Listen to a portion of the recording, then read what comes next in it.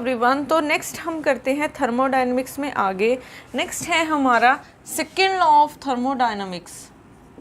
Second law of thermodynamics, ठीक है। अब सेकेंड लॉ ऑफ थर्मोडायनेमिक्स में हमारे पास क्या है कि कभी भी जो हीट है, ठीक है, अगर हम किसी सिस्टम को हीट प्रोवाइड कर रहे हैं तो वो कंप्लीट हीट कभी भी वर्क डन में कन्वर्ट नहीं होती, कुछ ना कुछ एनर्जी लॉसेस होते हैं, ठीक है। हमने फर्स्ट क्या बोला था, फर्स्ट लॉ ऑफ थर्मोडायनेमिक्स में कि हीट दी है कि कुछ तो वर्क डन में कन्वर्ट हो जाएगी, कुछ इंटरनल एनर्जी में स्टोर हो जाएगी, ठीक है। वहीं से सेकेंड लॉ आया है कि अगर हम किसी सिस्टम को डेल्टा क्यू हीट दे रहे हैं, ठीक है, डेल्टा क्यू हीट दे रहे हैं तो वो पूरी की पूरी डेल्टा डब्ल्यू में कन्वर्ट मीन्स वर्क डन में कन्वर्ट नहीं हो सकती, कुछ ना कुछ एनर्जी लॉसेस होते हैं, ठीक है, कुछ ना कुछ एनर्जी लॉसेस होते हैं। हम ऐसी कोई भी मशीन नहीं बना सकते जो पूरी की पूरी हीट को क्या करे, पूरी की पूरी हीट को वर्क डन में कन्वर्ट करे, ठीक है। जैसे सपोज कर लो, इसकी बेस्ट एग्जांपल क्या है, आपके घर में वाटर टैंक्स होते हैं ऊपर, ठीक है, छत के ऊपर। अब यहाँ पे ये वाटर टैंक है, अब नीचे हमने पाइप लगा के यहाँ पे वॉश बेसिन होती है, ठीक है, फिर यहाँ पे नीचे जो एक्स्ट्रा वाटर होता है वो सिंक में जाता है, यही होता है। अगर हम यहाँ पे सपोज कर लो मैंने हाथ धोने हैं, ठीक है, हाथ साफ करने हैं, तो मैं क्या करूँगी, टैब ओपन करूँगी, जब नीचे ऊपर से नीचे पाइप से पानी आएगा, ठीक है, तो वाटर आएगा, तो यहाँ पे जब मैं हाथ धोऊंगी तो कुछ जो वाटर है, ठीक है, कुछ वाटर मेरे हाथों में लग जाएगा, ठीक है, और जो बाकी वेस्ट वाटर होगा वो सिंक में चला जाएगा। तो आपने जितना वाटर लिया था यहाँ से, क्या वो पूरे का पूरा यहाँ पे चला गया है, ठीक है, कुछ ना कुछ तो वेस्ट हुआ है ना, ठीक है। तो पूरी की पूरी हम डेल्टा क्यू को डेल्टा डब्ल्यू में कन्वर्ट नहीं कर सकते, ऐसी हमने कोई भी मशीन नहीं बना सकते, ठीक है। तो अगर आपसे पूछा जाए कि सेकेंड लॉ क्या है, तो सेकेंड लॉ की पहले डेफिनेशन लिखते हैं। It is impossible to construct a machine. It is impossible to construct a machine which converts heat completely into work done, ठीक है। तो हम ऐसी कोई भी मशीन नहीं बना सकते हैं जो पूरी की पूरी हीट को वर्क डन में कन्वर्ट कर सके, ठीक है। अब इसी बेसिस पे हमने इसी बेसिस पे बनाया है कार्नोट हीट इंजन, ठीक है, कार्नोट हीट इंजन। अब ये हीट इंजन क्या काम करेगा, ये बना सेकेंड लॉ से ही है कि पूरी की पूरी हीट को वर्क डन में कन्वर्ट नहीं कर सकते। ये क्या करेगा, हीट को मैकेनिकल वर्क में कन्वर्ट करेगा, ठीक है, हीट को मैकेनिकल वर्क में कन्वर्ट करेगा। तो हमारे पास कार्नोट हीट इंजन क्या है, हीट को मैकेनिकल वर्क डन में कन्वर्ट करेगा। अब ये कन्वर्ट कैसे करता है, इसका प्रोसेस है, जैसे ये हमारा सोर्स है, ठीक है, सोर्स हमने रखा है T1 टेम्परेचर पे, ठीक है। यहाँ पे हमारे पास हम क्या करेंगे, कुछ वर्क कर रहे हैं, ठीक है, यहाँ पे हम कुछ वर्क कर रहे हैं और जो हम क्या कर रहे हैं, सोर्स से कुछ DQ हीट ले रहे हैं, ठीक है, सोर्स से DQ हीट भी चाहे मत मानो Q1 हीट ले रहे हैं। हम क्या कर रहे हैं, सोर्स है जो कि टेम्परेचर T1 पे है, यहाँ से हम हीट ले रहे हैं Q1 और उस हीट को लेके हम कुछ वर्क कर रहे हैं, ठीक है। जो बाकी हीट वेस्ट हो जाएगी वो हमारी कहाँ चली जाएगी, सिंक में चली जाएगी, ठीक है। यहाँ पे जो वेस्ट होगी वो Q2 यहाँ पे चली जाएगी सिंक पे। अब ये टेम्परेचर है T2। अब देखो, अब सोर्स का टेम्परेचर ज़्यादा होना चाहिए कि सिंक का। हमने एक ही चीज़ पढ़ी है, हीट कहाँ से कहाँ फ्लो होती है, हीट फ्लो होती है higher temperature to low temperature. तो हीट यहाँ से ले रहे हैं और यहाँ तक जा रही है, तो इसका हाइयर टेम्परेचर होना चाहिए और इसका लो टेम्परेचर। तो T1 is greater than T2। तो यहाँ से हमें पता चला कि सोर्स हमारी क्या होनी चाहिए, हाइयर टेम्परेचर बॉडी होती है, ठीक है, हाइयर टेम्परेचर बॉडी होती है। तो सोर्स हमारा हाई टेम्परेचर पे होगा और सिंक हमारा लो टेम्परेचर पे होगा।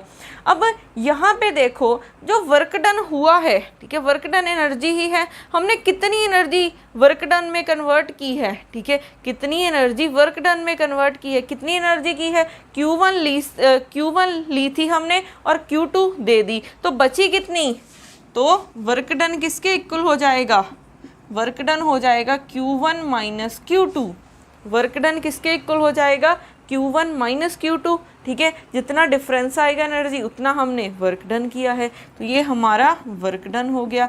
अब नेक्स्ट इसमें हमने क्या निकालना है, एफिशिएंसी क्या है इसकी, एफिशिएंसी क्या है, इसको हम डिनोट करते हैं ईटा के साथ। अब ये क्या होती है, input output by input, output by input, आपने इनपुट कितनी दी थी और आपको आउटपुट क्या मिल रही है, ठीक है, ये हमें कौन बताएगा, ये हमें पता चलेगा ईटा से। ये अगर 100% आ जाती है, ठीक है, अगर किसी की एफिशिएंसी 100% आ जाती है तो इसका क्या मतलब है कि जितनी आपने इनपुट ली थी उतनी ही आउटपुट में कन्वर्ट कर दी। बट सेकेंड लॉ ने क्या बोला है कि हम ऐसी कोई मशीन ही नहीं बना सकते कि जितनी आपने इनपुट दी थी, इनपुट ली थी, उतनी ही आउटपुट मिले, तो कभी भी एफिशिएंसी आपके पास 100% नहीं हो सकती, ठीक है, तो इसका ध्यान रखना। अब आउटपुट हमने क्या किया है, वर्क किया है, ठीक है, तो आउटपुट हमने वर्क किया है। इनपुट हमने क्या ली थी, इनपुट हमने Q1 ली थी, ठीक है। अब वर्क डन की वैल्यू कितनी है, Q1 minus Q2 by Q1, इसको दोनों के नीचे लिखा तो Q1 by Q1 minus Q2 by Q1, तो यहाँ से 1 माइनस Q2 बाय Q1 आ जाएगा, तो हमारे पास ईटा की क्या वैल्यू आ गई, 1 माइनस Q2 बाय Q1, ठीक है। अब यहाँ पे एक और रिलेशन होता है, वो रिलेशन क्या होता है, अब जैसे जैसे टेम्परेचर इंक्रीज करते हो वैसे वैसे क्या होता है, हीट प्रोड्यूस होती है। तो हमारे पास जो Q हीट है वो किसके डायरेक्टली प्रोपोर्शनल है, वो टेम्परेचर के डायरेक्टली प्रोपोर्शनल है। जैसे जैसे टेम्परेचर इंक्रीज होगा वैसे वैसे आपकी क्या होगी, हीट प्रोड्यूस होगी। अब यहाँ पे हम लिख सकते हैं Q1 is directly proportional to T1 और Q2 इज़ डायरेक्टली, अब यहाँ पे हम कांस्टेंट भी लगा सकते हैं, तो Q2 is equal to C into T2 हो जाएगा। दोनों को डिवाइड कर दो, Q1 बाय Q2, C के साथ C कैंसिल, तो T1 बाय T2 आ जाएगा। तो आपके पास एक कार्नोट साइकिल में ये रिलेशन बहुत यूज़ होते हैं। जैसे ये एक वर्क डन का है, फिर ईटा का फॉर्मूला है, फिर उसके बाद ये आ जाता है, ठीक है। आप इसको रिवर्स कर दोगे तो क्या बन जाएगा, Q2 by Q1 is equal to T2 by T1। यहाँ पे ईटा की क्या वैल्यू बन जाएगी, 1 माइनस T2 बाई T1, ठीक है। ईटा की वैल्यू आपके पास क्या बन जाएगी, 1 माइनस T2 बाई T1। तो ये कुछ फॉर्मूले हैं जो कि बहुत इंपॉर्टेंट है, ठीक है, कार्नोट साइकिल में। अब हमारे पास यहाँ पे, ठीक है, हमने वर्क डन भी निकाल लिया, एफिशिएंसी भी निकाल ली, उसके बाद ये रिलेशन भी कर लिया। अब हम करते हैं इसके रिलेटेड कुछ न्यूमेरिकल्स।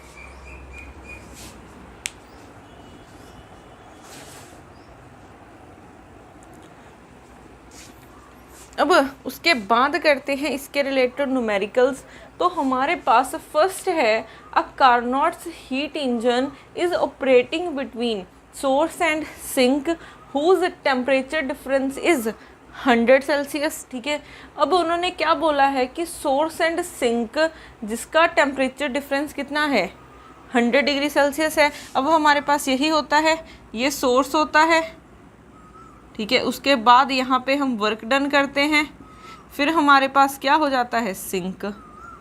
यहाँ से हम Q1 हीट लेते हैं और यहाँ पे Q2 रिजेक्ट कर देते हैं, ये T1 पे होता है और ये T2 पे होता है।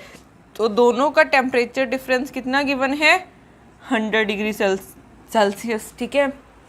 उसके बाद if it takes means 746 joule of heat from the source, ठीक है। तो सोर्स से कितनी हीट ले रहा है, Q1, तो Q1 किसके इक्वल है, 746 जूल, एंड रिजेक्ट कर रहा है 546 joule of heat to the sink. तो कितनी रिजेक्ट कर रहा है, Q2 हमारे पास कितना हो जाएगा 546 जूल। और हमें पूछा क्या है, what is the value of efficiency of the heat engine. तो हमें ईटा की वैल्यू निकालनी है। ईटा की वैल्यू क्या होती है 1 माइनस Q2/Q1, ठीक है। अब इसकी वैल्यू 1 माइनस T2/T1 भी हो सकती है, बट हमें ना तो T1 पता है ना T2 पता है, बट हमें Q1 Q2 पता है। तो क्या हो जाएगा इसकी वैल्यू 1 माइनस 546 माइनस 746। तो इसको सॉल्व करके 0.68 आ जाएगा इसका आंसर, ठीक है। तो ईटा की वैल्यू आ जाएगी 0.286। तो हमारे पास फर्स्ट पार्ट ये हो जाएगा। सेकेंड पार्ट क्या पूछा है, find the temperature of source and sink, ठीक है। मीन्स हमें T1 और T2 की वैल्यूज़ निकालनी है। तो T1 और T2 की वैल्यूज़ हम कैसे निकाल सकते हैं, ठीक है। इनकी वैल्यूज़ के लिए हमें एक ही रिलेशन पता है, वो कौन सा कि Q1/Q2 किसके इक्वल है T1/T2 के, ठीक है। यहाँ से देखो Q1 की वैल्यू कितनी है 746/546 इज इक्वल टू T1/T2। अब हमें ना तो T1 गिवन है ना ही T2 गिवन है, बट हम क्या कर सकते हैं, अगर हम क्या करें यहाँ से T2 की वैल्यू निकाल लें, ठीक है। या फिर हाँ हम ऐसा करते हैं, पहले हम T2 की वैल्यू निकालते हैं, चाहे आप T1 की भी वैल्यू निकाल सकते हैं। तो यहाँ से T2 की अगर हम वैल्यू निकालें, T2 की वैल्यू निकाल रही हूँ तो क्या हो जाएगा T-100, ठीक है। T2 की वैल्यू निकाली तो T1-100 हो जाएगा, वैल्यू पुट कर दो। T1 ऐसे ही है, T2 की वैल्यू T1-100। अब हमने क्या करना है, इसको थोड़ा सा सिंप्लीफाई करना है, क्रॉस मल्टीप्लाई करो 746 T1-100, ठीक है। क्रॉस मल्टीप्लाई कर दिया, T1 इंटू 546 मल्टीप्लाई किया 746 T1 माइनस 746 2 ज़ीरोज़ आ जाएंगी, T1 546। ये इस तरफ लेके आओ 746 T1 minus 546 T1 is equal to 74600, ठीक है।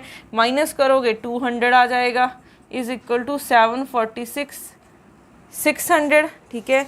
हमने कुछ मिस्टेक की है क्या यहाँ पे, T2, अच्छा T2 की हमने वैल्यू निकाली है T1-100, ठीक है। यही वैल्यू है हमारे पास, T1 एज इट इज़ और T2 की वैल्यू T-100 मल्टीप्लाई किया है हमने, ठीक है। उसके बाद ये आ गया। तो यहाँ से हमारे पास, यहाँ से देखो ये 2 ज़ीरोज़ के साथ 2 ज़ीरोज़ कैंसिल, तो T1 की हमारे पास क्या वैल्यू आ जाएगी, तो यहाँ से T1 किसके इक्वल आ जाएगा, 2 को डिवाइड कर दो 746/2, तो यहाँ से आ जाएगा 3, ठीक है। फिर आएगा 7 3, तो ये इतना आ गया है आपके पास, ठीक है। T1 की वैल्यू 373 आ गई है। अब अगर आप इसको देखोगे ये किस में आई है, ये केल्विन में आई है, ठीक है। अब अगर हम क्या करें, इसको डिग्री में क्योंकि हमने क्या किया, इसको किस में कन्वर्ट करेंगे, डिग्री सेल्सियस में अगर हमने देखना है तो इसका आंसर क्या बनेगा, इसमें से माइनस कर दो 373 माइनस 273 माइनस करोगे तो ये 100 डिग्री सेल्सियस आ जाएगा, ठीक है। T1 की वैल्यू 100 डिग्री सेल्सियस आ जाएगी। उसके बाद हमारे पास ये दोनों का डिफरेंस कितना है 100 है, ठीक है। तो अगर T1 की वैल्यू 100 है तो T2 की वैल्यू क्या हो जाएगी, यहाँ से T2 क्या हो जाएगा T1-100, तो 100-100 कितना हो जाएगा 0, तो T2 की वैल्यू हमारी 0 डिग्री सेल्सियस हो जाएगी, ठीक है। तो T1 की वैल्यू 100 डिग्री सेल्सियस और T2 की वैल्यू 0 डिग्री सेल्सियस। अब यहाँ पे हम इसको सेल्सियस में भी ले सकते हैं, केल्विन में भी ले सकते हैं, दोनों का डिफरेंस देखना है, ठीक है। दोनों का डिफरेंस चाहे केल्विन में देखो चाहे डिग्री सेल्सियस में देखो, बात सेम रहेगी, ठीक है। तो ऐसे हम सिर्फ फॉर्मूलेज 2 यूज़ हो रहे हैं, एक ईटा का फॉर्मूला और एक हमारे पास ये वाला फॉर्मूला, ठीक है। अब करते हैं नेक्स्ट क्वेश्चन। तो नेक्स्ट क्वेश्चन में क्या है, an engine absorbs heat at a temperature of 1000 kelvin, ठीक है, वो क्या कर रहा है, हीट को ऑब्जॉर्व कर रहा है। तो हीट हम कहाँ से ऑब्जॉर्व करते हैं, यही होता है, ये सोर्स है, ये हमारे पास हम वर्क डन करते हैं, वर्क, और ये हमारे पास क्या हो जाता है, सिंक, ठीक है। ये T1 टेम्परेचर, T2, यहाँ से Q1 लेते हैं और यहाँ से Q2 देते हैं। तो वो क्या कर रहा है, T1 टेम्परेचर, ठीक है, उन्होंने कहा है engine absorb heat at a temperature of 1000 kelvin. तो इस टेम्परेचर से ऑब्जॉर्व कर रहा है, तो T1 की value 1000 kelvin and reject heat at 600। तो यहाँ पे रिजेक्ट कर रहा है, तो T2 की वैल्यू 600 आ जाएगी। If the engine operates at maximum possible efficiency the amount of work done perform by the engine, ठीक है, performed by the engine for 2000 joule heat input, ठीक है। हीट इनपुट मीन्स उसने यहाँ से कितनी हीट ली है, 2000, तो Q1 की कितनी वैल्यू आ गई है, 2000 आ गई है, ठीक है। अब हमें क्या निकालना है, वर्क डन निकालना है। वर्क डन होता है Q1 माइनस Q2। अब यहाँ पे हमें Q1 तो पता है बट Q2 नहीं पता है, ठीक है। तो हम Q2 की वैल्यू कैसे निकाल सकते हैं, ठीक है। अब देखो रिलेशन वही यूज़ करोगे, Q1 by Q2 is equal to T1 by T2।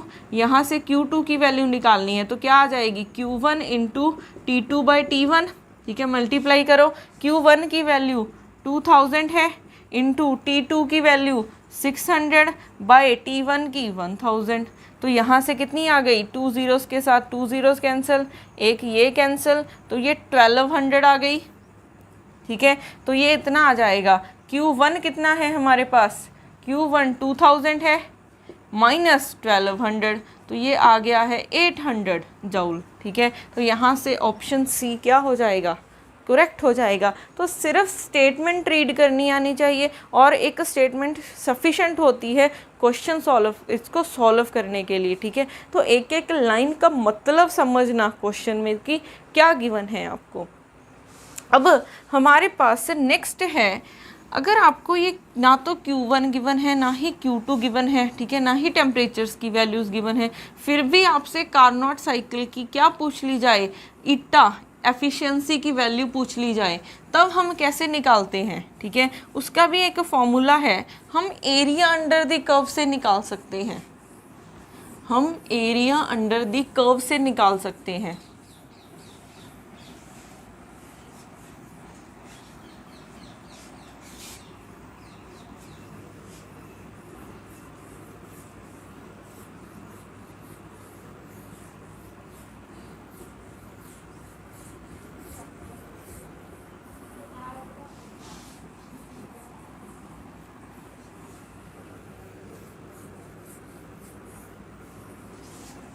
अब सपोज कर लो आपको कुछ ऐसा गिवन है, ठीक है, इस तरफ S है और इस तरफ ये कुछ, इस तरफ T होगा, इस तरफ S गिवन है, ठीक है। आपको ये गिवन है, सपोज कर लो ABCD, ये आपको कुछ ऐसे एक क्लोज्ड कर्व बोल सकते हो, एक साइकिल गिवन है, ठीक है। उन्होंने पूछ लिया कि इस साइकिल की आपको एफिशिएंसी निकालनी है, ईटा की वैल्यू निकालनी है। तो ईटा की वैल्यू कैसे निकाल सकते हैं, ईटा की वैल्यू होती है एरिया, ठीक है, area of the curve, area of the curve जैसे ABCD डिवाइडेड बाय क्या हो जाएगा, area under the curve, area under the curve कितना है, ठीक है, एरिया अंडर दी, पहले तो हमने सिर्फ इतना एरिया निकालना है, ठीक है, ऊपर हमने कितना लिखना है, सिर्फ इस साइकिल के अंदर कितना एरिया है, और divided by area under the curve means ये हो जाएगा,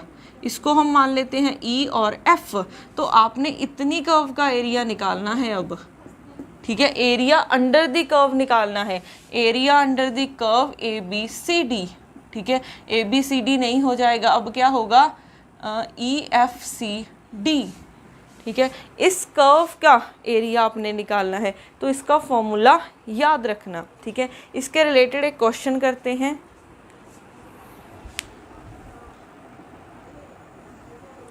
अब उसके बाद इसके रिलेटेड न्यूमेरिकल करते हैं। अब हमें क्या गिवन है, the energy temperature diagram energy temperature, यहाँ पे एनर्जी होगी फिर, ठीक है, एनर्जी टेम्परेचर। अब आपको यहाँ पे कोई भी वेरिएबल हो सकते हैं, पीवी की टर्म्स में भी गिवन हो सकता है, तो वहाँ पे कंफ्यूज नहीं होना, सिर्फ उसका फॉर्मूला याद रखना, ठीक है।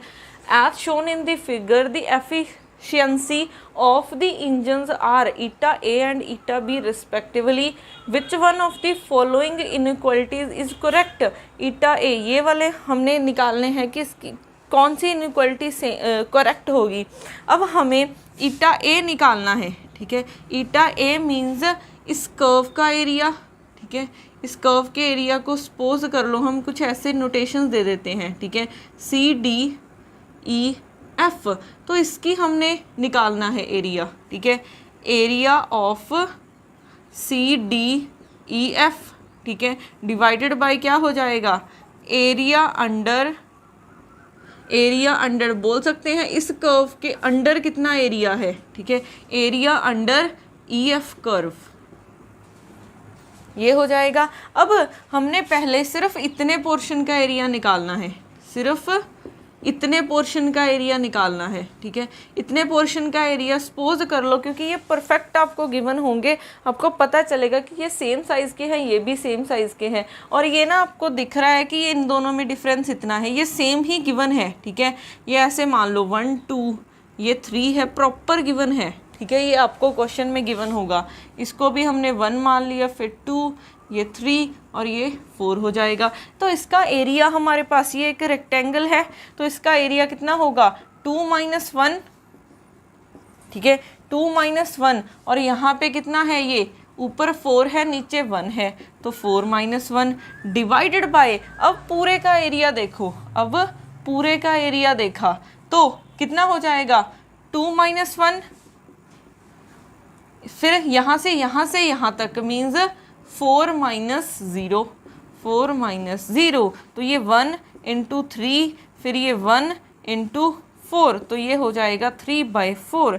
हमारे पास ईटा ये कितना आ गया है, 3/4 आ गया है। अब हम निकालते हैं ईटा बी, तो ईटा बी सेम इतना एरिया, ठीक है, तो इतना एरिया कितना होगा हमारे पास 4 - 3, ठीक है। फिर यहाँ से यहाँ तक कितना है, ये 4 पे है और ये 1 पे है, तो 4 - 1 डिवाइडेड बाय, फिर इस कंप्लीट का एरिया निकालना है, तो कंप्लीट का एरिया 4 - 3, क्योंकि लेंथ इनटू ब्रेड्थ ही होता है, 4 - 3, फिर यहाँ से यहाँ तक का एरिया कितना हो जाएगा 4 - 0, 4 - 0, तो यहाँ से क्या हो गया 1 × 3 डिवाइडेड बाय 1 × 4, तो ये कितना आ गया 3/4। तो ईटा बी भी 3/4 आया है, ईटा ए भी कितना आया है 3/4, तो यहाँ से ईटा ए किसके इक्वल हो जाएगा, ईटा बी के, तो यहाँ से हमारे पास ऑप्शन बी करेक्ट हो जाएगी। तो ऐसे सिर्फ फॉर्मूला याद रखना है, ठीक है। तो ये किसके इक्वल होता है, area of the curve and area under the curve आपने लेना है, ठीक है। अब इसके बाद हमने कार्नोट साइकिल की जो ईटा की वैल्यू हमने क्या लिखी थी,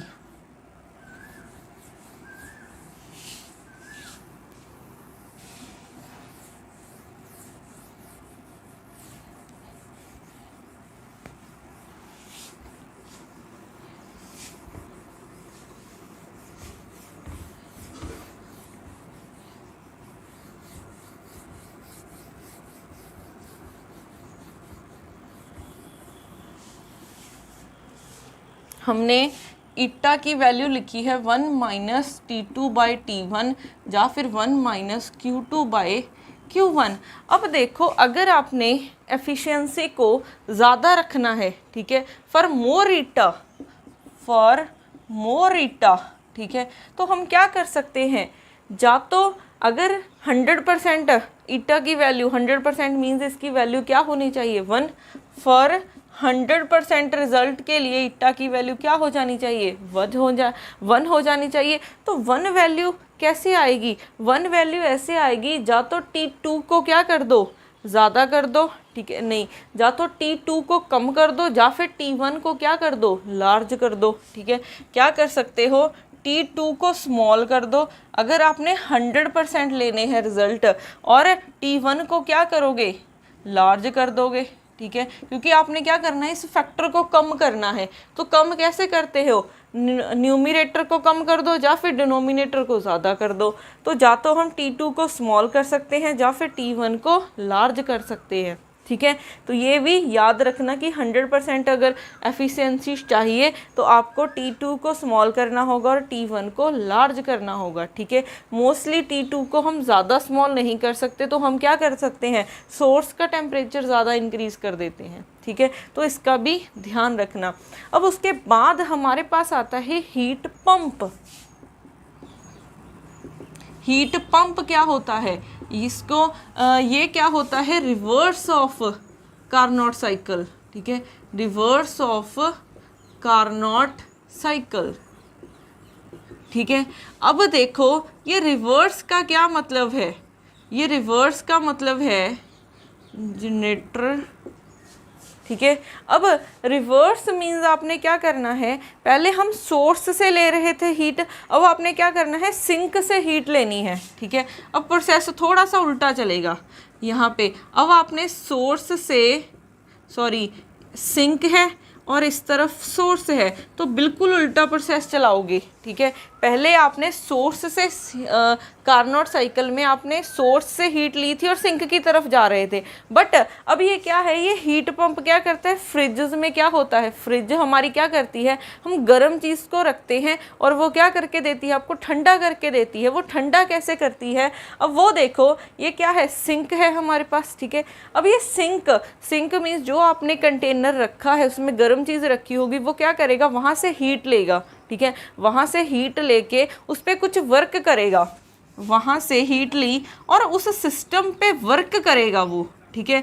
वर्क करके क्या कर देगा, इस सिस्टम को इस सोर्स से ज़्यादा टेम्परेचर पे ले आएगा, ठीक है। इस सोर्स को, इस सिस्टम को, ठीक है, सोर्स से ज़्यादा टेम्परेचर पे ले आएगा। तो हीट हमारी, क्योंकि हीट कहाँ से कहाँ फ्लो करती है, higher temperature to lower temperature. अब इसका हाइयर टेम्परेचर हो गया, इसका लोअर टेम्परेचर हो गया, तो हीट ऐसे फ्लो कर जाएगी, ठीक है। तो आपने सपोज कर लो Q1 ली है, तो यहाँ पे क्या चली जाएगी, Q2 चली जाएगी। तो आपने बेसिकली किया क्या है, सिंक से Q1 हीट ली, ठीक है। अब ये हीट यहाँ पे तो नहीं जा सकती, क्यों नहीं जा सकती, क्योंकि ये हाइयर टेम्परेचर बॉडी है। Heat high, lower to higher कैसे जाएगी, तो वो कैसे जाएगी, हमने हीट ली, उस पर कुछ वर्क किया, वर्क करने के बाद हमने क्या किया, इसका टेम्परेचर इंक्रीज़ कर दिया, ठीक है। हीट लेके उस पर वर्क किया, तो वर्क करने पे क्या होगा, हमने उसका टेम्परेचर इंक्रीज़ कर दिया। टेम्परेचर इंक्रीज़ करने का मतलब है इस बॉडी का टेम्परेचर इससे ज़्यादा है, तो इससे हीट यहाँ पे फ्लो हो जाएगी, ठीक है। तो ये कार्नोट साइकिल से बिल्कुल उल्टा प्रोसेस होता है हीट पंप। अब इसमें हमारे पास वर्क क्या होगा, Q1 माइनस Q2, ठीक है। वर्क हमारा सेम रहेगा, Q1 माइनस Q2। अब यहाँ पे हम एक पॉइंट निकालते हैं, coefficient of performance, coefficient of performance ये किसके इक्वल होता है, इसको हम K से डिनोट करते हैं। ये होता है Q2 बाय वर्क डन, और ये Q2 बाय कितना हो जाएगा, आप ना इसकी नोटेशंस पहले वाली रखो ताकि आप कंफ्यूज ना हो, ठीक है। यहाँ पे Q1 जाएगा और यहाँ पे Q2 जाएगा, ठीक है, तब आपकी नोटेशन सेम रहेंगी। तो Q2 बाय क्या हो जाएगा, Q1 माइनस Q2, ठीक है। तो हम हीट पंप में क्या निकालते हैं, कोफिशिएंट ऑफ परफॉर्मेंस, इसका भी ध्यान रखना।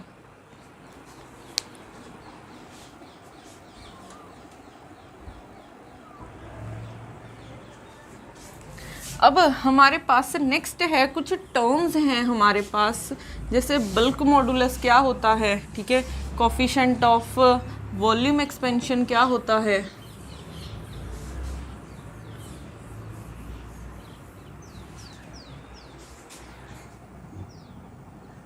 और हमारे पास फर्स्ट है आइसोथर्मल कंप्रेसिबिलिटी क्या होती है, आइसोथर्मल कंप्रेसिबिलिटी, ठीक है। आइसोथर्मल कंप्रेसिबिलिटी हमारे पास क्या होती है, इसको हम डिनोट करते हैं अल्फा के साथ, ठीक है। अब ये होता है हमारे पास 1/v करली v बाय करली p एट कांस्टेंट टेम्परेचर। अब ये आइसोथर्मल कंप्रेसिबिलिटी है क्या कि वॉल्यूम हमारा कैसे चेंज हो रहा है जैसे ही हम प्रेशर चेंज कर रहे हैं। जैसे प्रेशर हम इंक्रीज़ करेंगे तो वॉल्यूम कम हो जाएगा, अगर प्रेशर हम डिक्रीज़ करेंगे तो वॉल्यूम क्या हो जाता है, इंक्रीज़ हो जाएगा। तो इन दोनों का रिलेशन है। तो ये वॉल्यूम कैसे वेरी कर रहा है प्रेशर के साथ, और हमने टेम्परेचर को कांस्टेंट रखा हुआ है। तो इस कोफिशिएंट को हम क्या बोलेंगे, अल्फ़ा। ये अल्फ़ा क्या है, आइसोथर्मल कंप्रेसिबिलिटी। उसके बाद हमारे पास आता है बल्क मॉडुलस, ठीक है। एक थर्ड टर्म, ये फर्स्ट टर्म है, फिर सेकंड, फिर आएगा हमारे पास, इसके बाद हमारे पास आएगा कोफिशिएंट ऑफ वॉल्यूम एक्सपेंशन, ठीक है। आपने ये 3 टर्म्स याद रखने की ज़रूरत नहीं है, सिर्फ आपने ये टर्म याद रखनी है। अब बल्क मॉडुलस क्या होगा, इसको हम के से डिनोट करते हैं, इसको उल्टा दो पूरे को, ठीक है। 1/v है तो v कर दो, मीन्स 1 कर दो तो करली p/करली v हो जाएगा। टेम्परेचर को ऐसे ही रखा, यहाँ पे माइनस है तो माइनस आ जाएगा। आइसोथर्मल कंप्रेसिबिलिटी को उल्टा दो तो 1/v है तो v, इन दोनों को इंटरचेंज किया तो ये बन जाएगा। तो बल्क मॉडुलस क्या है कि वॉल्यूम चेंज करने की वजह से प्रेशर कैसे चेंज हो रहा है, तो इस कोफिशिएंट को हम क्या बोलते हैं, बल्क मॉडुलस। अब कोफिशिएंट ऑफ वॉल्यूम एक्सपेंशन क्या हो जाएगा, इन दोनों को इंटरचेंज कर दो सिर्फ, ठीक है। इन दोनों को इंटरचेंज किया तो अल्फ़ा क्या हो जाएगा, -1/v करली v/, इन दोनों को इंटरचेंज करेंगे करली t। तो कोफिशिएंट ऑफ वॉल्यूम एक्सपेंशन क्या है कि आपका वॉल्यूम टेम्परेचर के साथ कैसे चेंज हो रहा है जब हमारा क्या है, प्रेशर कांस्टेंट है। तो सिर्फ ये टर्म को याद रखना, ये टर्म तो एज इट इज़, ठीक है, याद हो जाती हैं।